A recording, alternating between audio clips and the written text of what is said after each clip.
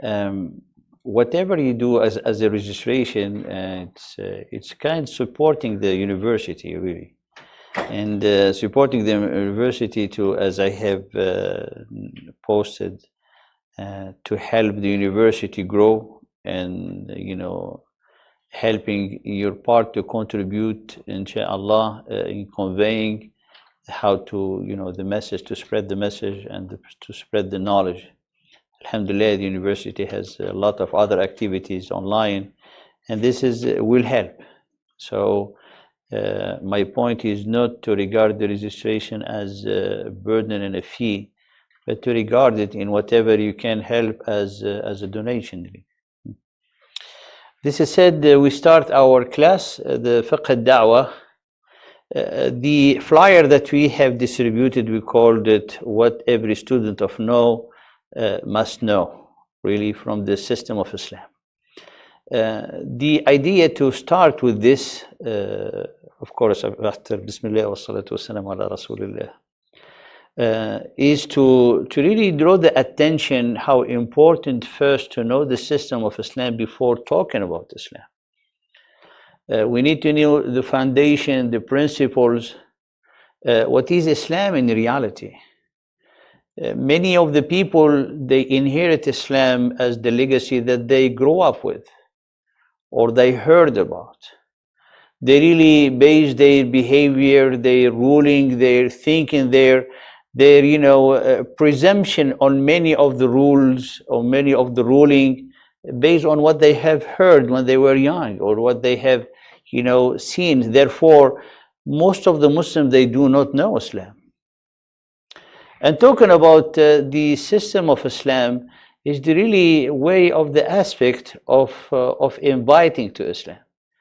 Therefore, when we talk about the Fiqh al-Dawah, it will not be possible to make da'wah if we do not know the foundation of the system of Islam. And alhamdulillah, one of the best book in inspiring the techniques and the way of the da'wah, that's being called the roots or the usul of a da'wah, is been written by an eminent scholar. He died not long ago. May Allah subhanahu wa ta'ala shower him with his mercy. Is Dr. Abdul Karim Zaidan. Abdul Karim Zaidan. That will be the main book that you're going to be inspiring from, inshallah ta'ala. The book he divided, yes. For the... okay. The cord is short, so for you to... but this is for you, inshallah, to take care of it. The book is divided in two parts. The first part is talking about the system of Islam. The second part is talking about the da'iyah himself and his strategy, how to look at the environment around him and how he will be making plans. And before that, it will be what are the moral requirements for the da'iyah. Because in the introduction, we're going to study some element who's going to be helping us as let's say, principles for the study that we're going to be sharing together, inshallah ta'ala. I will start in the introduction.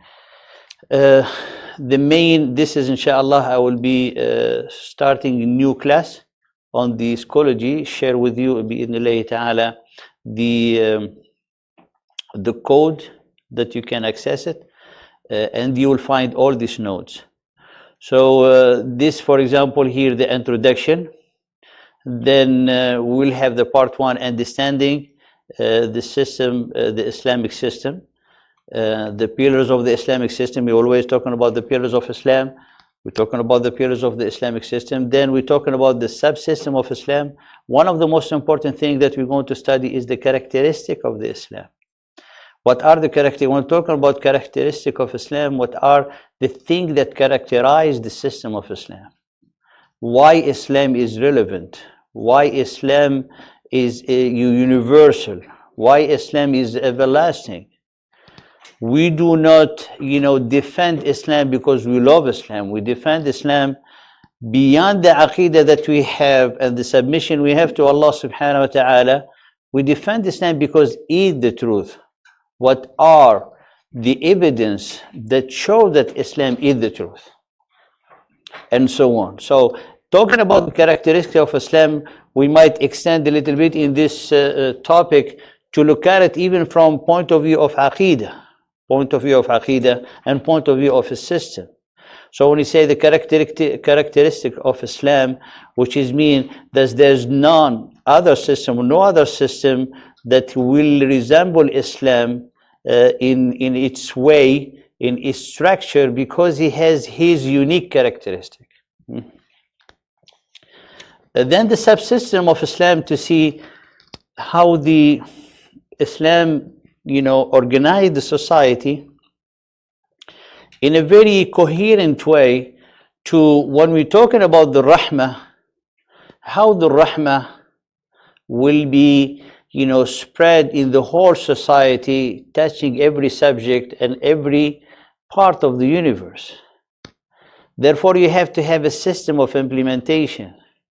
How the system of implementation is done, is organized, is preserved, is executed from the governmental, point of view, from the social point of view, to see how the ahkam of the Sharia comes to embrace the whole systems from the individual to the community to the whole society.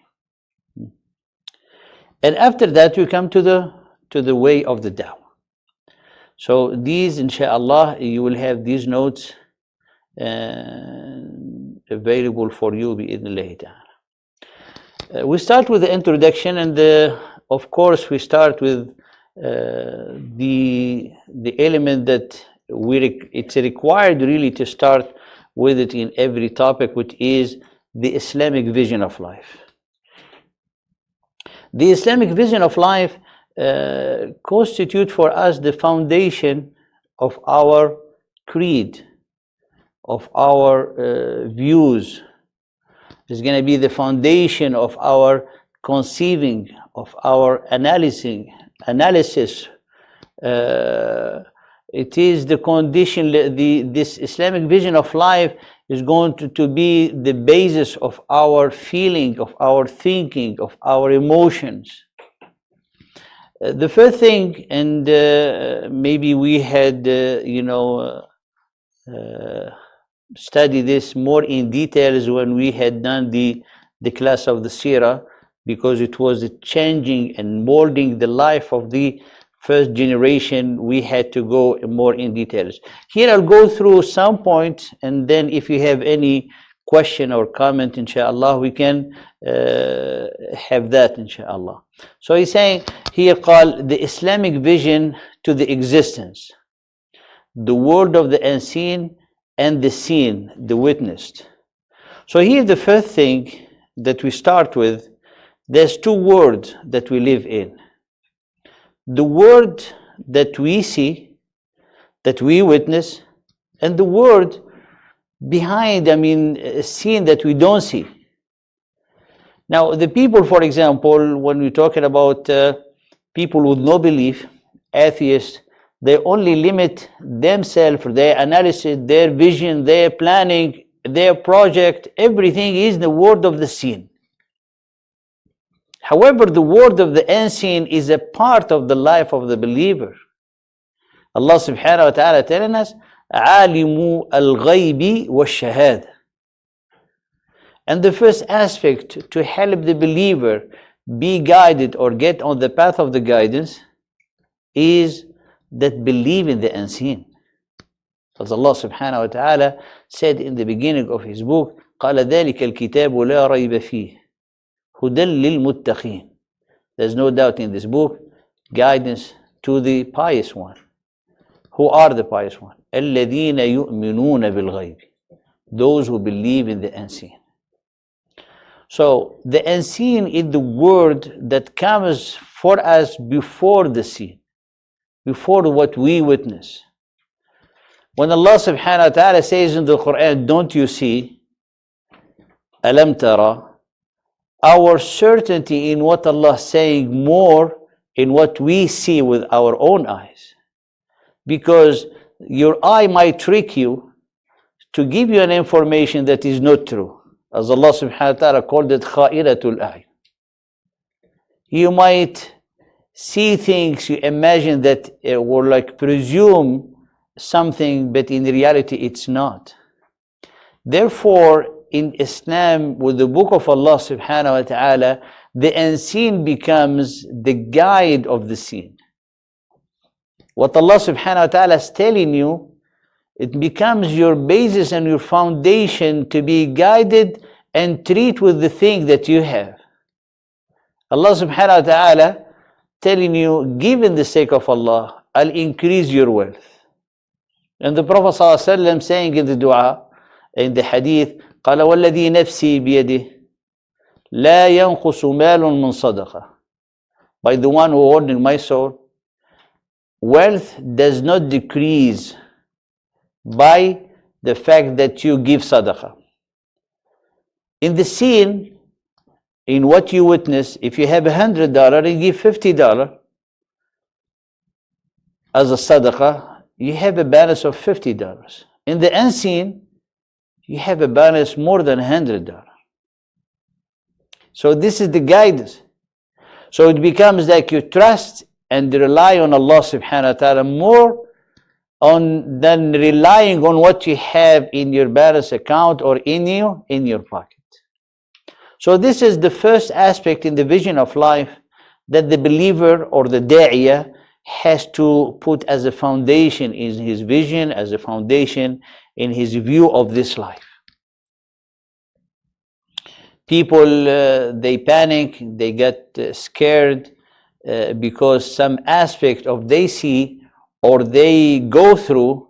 When the believer, he will find, totally different. Why? Because he has another aspect that he believes in. The example, there's many examples. The example of the Prophet sallallahu alaihi wasallam and Abu Bakr as-Siddiq radiyallahu ta'ala anh in Ghari Hira, in Ghari Thaw. I mean, the disbelievers led by Abi Jahl, they were at the entrance of the cave. But the Prophet ﷺ, what did he say to Abi Bakr? قال لا تحزن إن الله معنا. Do not be sad. The one who live and view the world only restricted in the realm of the seen, he will already have, he would have died maybe out of fear.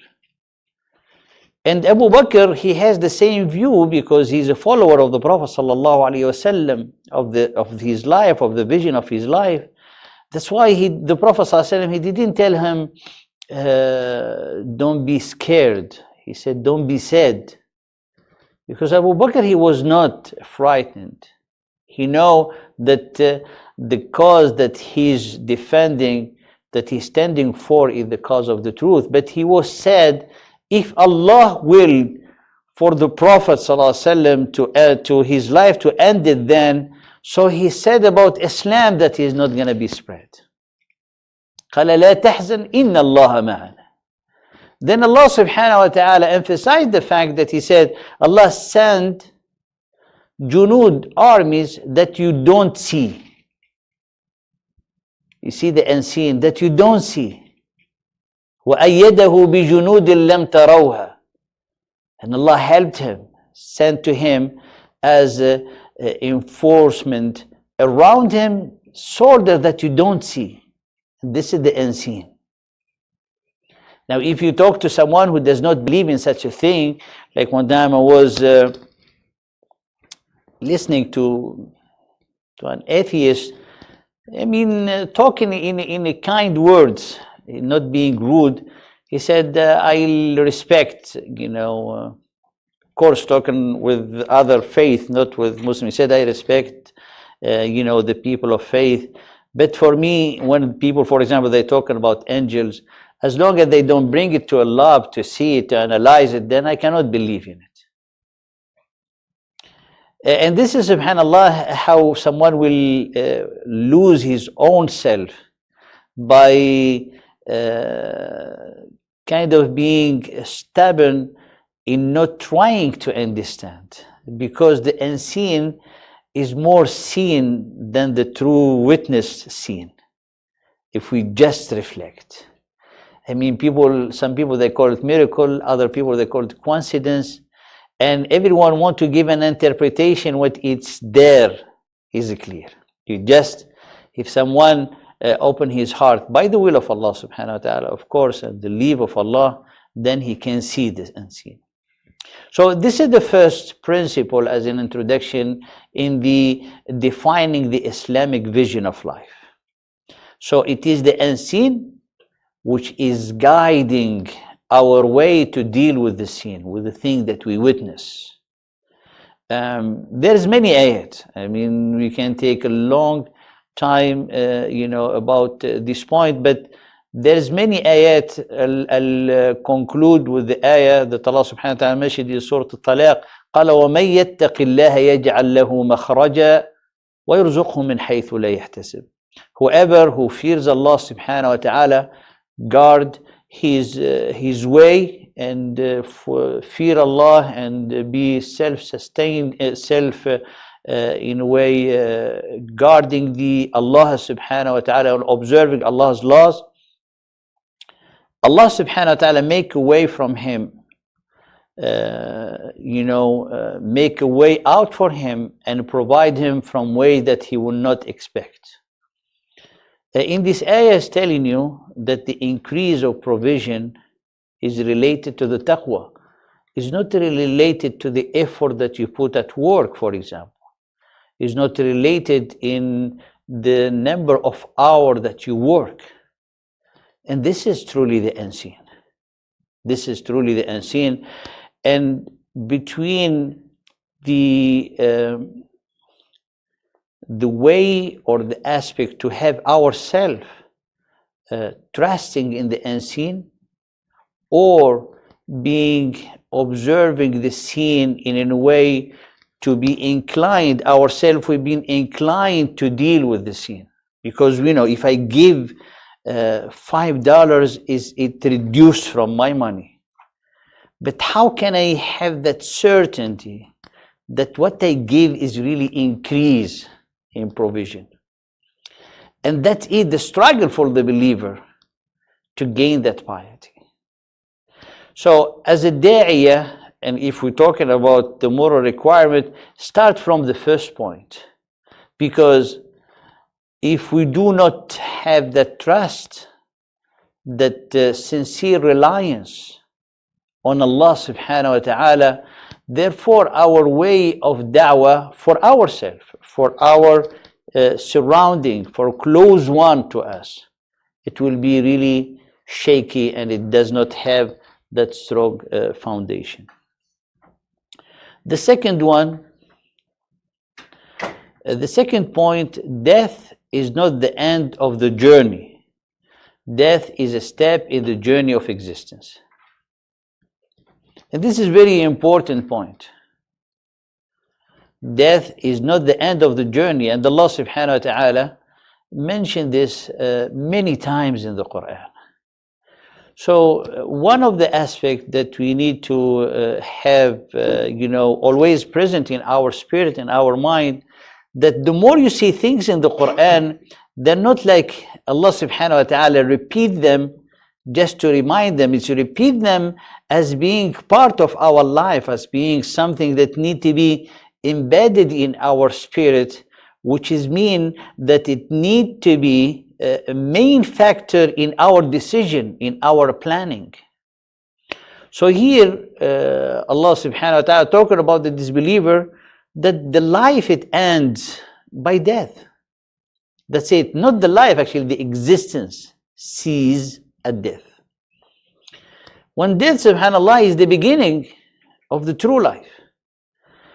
Therefore, the believer, he knows, that's why before analyzing or making judgment on things like what happened, 2 days ago in New Zealand, to put it in perspective, it's like you say, this is a step in their life.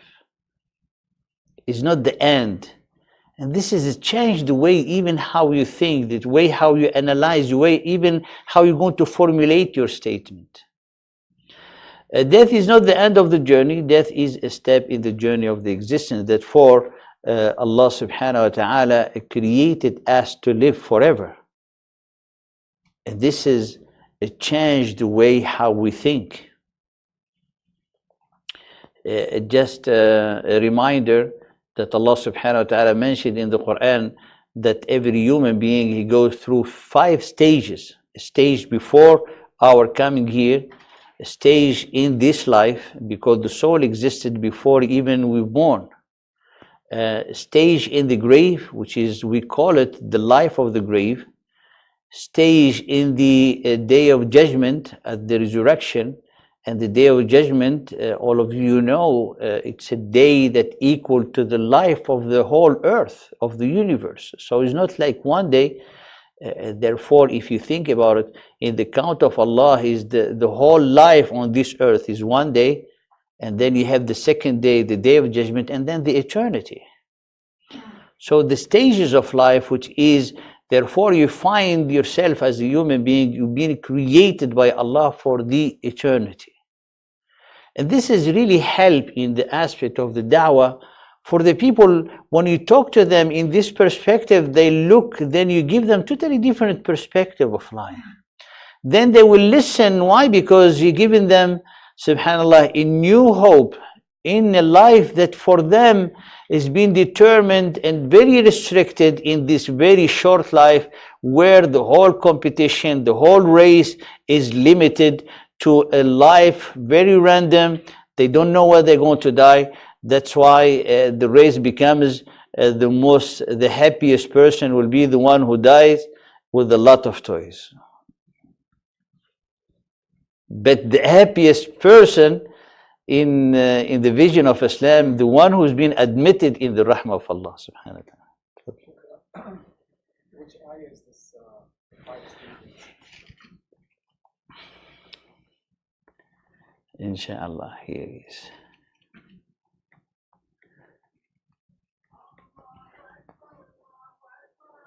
Is it Surah Al-Baqarah?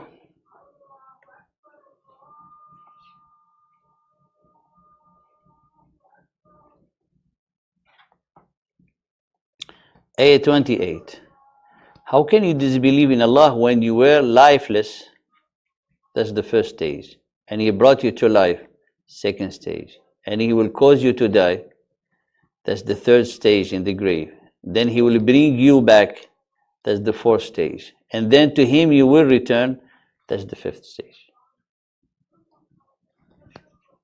28, Surah 28.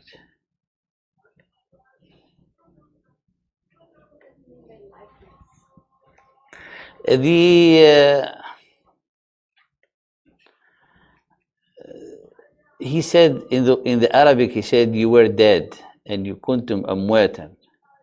So that's the translation, which is mean you were amwat, and amwat does not mean absence of existence. Amwat, it means you were in a stage where actually al-mautu is kind of stage when you don't have the free will.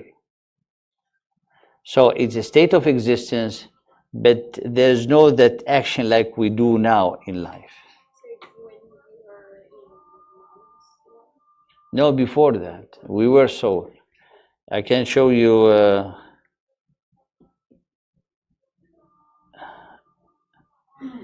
I can show you an ayah in the Quran that Allah witnessed and brought us to witness on His oneness just when He created it. Here.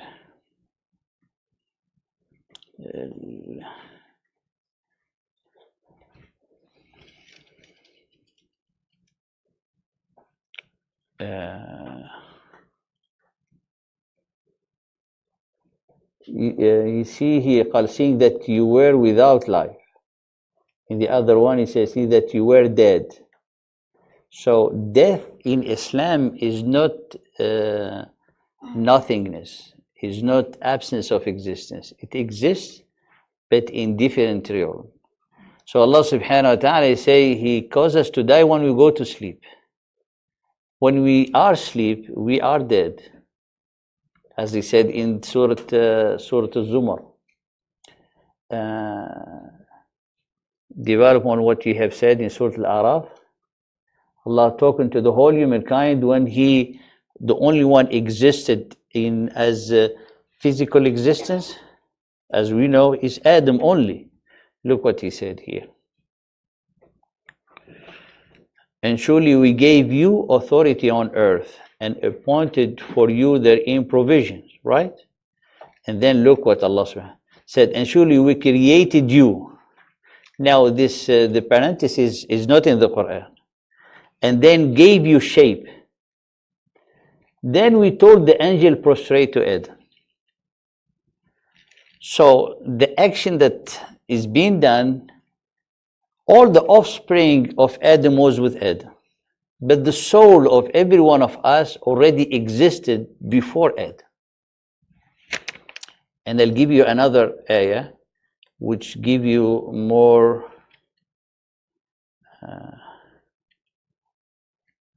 clarity, inshallah.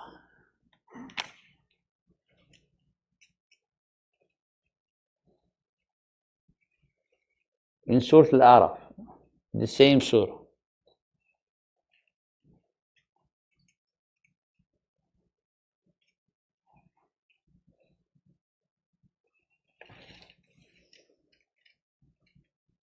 Here. And mention when your Lord took from the children of Adam, from their loins, their descendants, and made them testify of themselves, saying to them, am I not your Lord? They said, yes, we have testified. And this is what is, when you say every human is born on Islam, that's from where it came. So the light of Islam is already embedded because we already gave our witness to Allah that He is our Lord. And this is here the ayah 7172.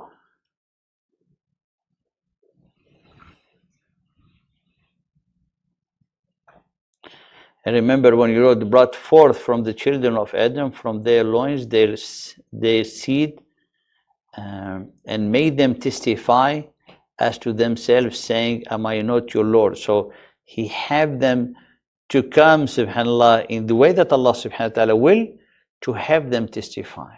But the existence as soul already existed before Adam. In Allah subhanahu wa ta'ala, where Allah knows subhanahu wa ta'ala.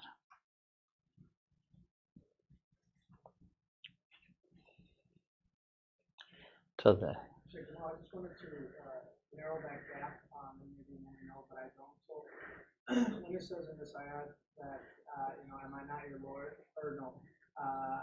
And when your Lord took from the children of Adam from their loins, their descendants, and made them testify of themselves, saying to them, am I not your Lord? They said, yes, we have testified, lest you should say on the day of resurrection, we were of this unaware. So my question is that, like obviously, like, I don't remember, right? We don't remember, we don't know. So that gap right there, how do we fill that gap?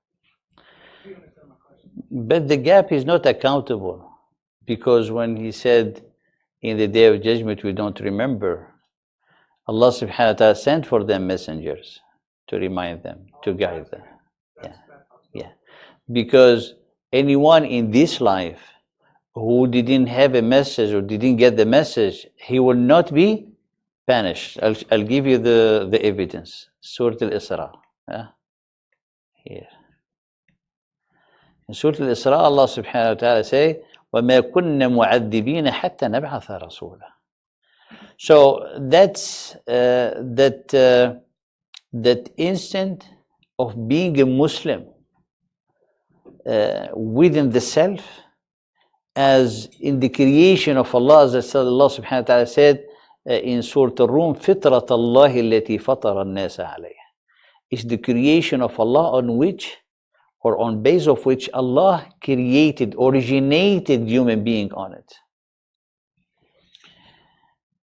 Here Allah subhanahu wa ta'ala says in Surah, if we can talk about the gap here, قال Whoever is guided is only guided for the benefit of his soul, and whoever errs only errs against it. And no bearer of burden will bear the burden of another, and never will we punish until we send a messenger. It's clear. So Allah subhanahu wa ta'ala will not, if there is no warner to remind you, to guide you, but the guidance, it comes, for example, if there's anyone who want to take one species and turn it to a different species. If someone take a donkey to turn it into a plane, that will be possible. So Allah subhanahu wa ta'ala telling us, for a person to become a Muslim and guided, because he had the element of guidance embedded within the self.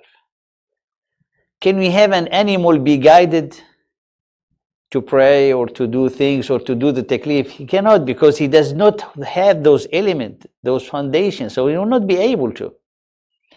So the guidance of the messenger to invite, because the person or the one called, he already have that covenant being taken 4 time ago, so he had it inside.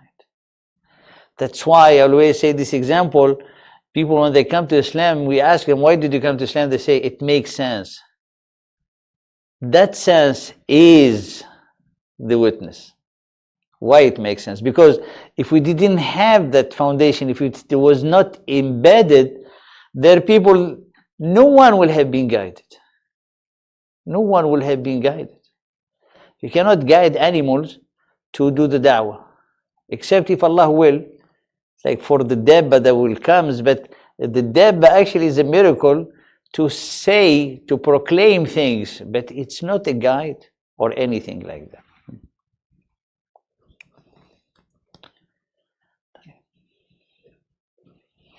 The unseen I was thinking, but during the Bani Israel, when they said, وَإِذْ قُلْتُمْ يَا مُوسَىٰ لَا تُؤْمِنْ حَتَّىٰ نَرَى اللَّهَ جَهْرًا. So, are they also doing like that, or what makes them feel like they have to see Allah, even though they have prophet with them? You know, like, even why they have to, like the atheist say, I have to see something before I can believe it? Or is it? You can ask them in the day of judgment. You know, the scholar of the tafsir, they say it was an envy. They were envying Musa alayhi salam because they were elders. And Musa, Allah talked to him, and then they becomes like stubborn.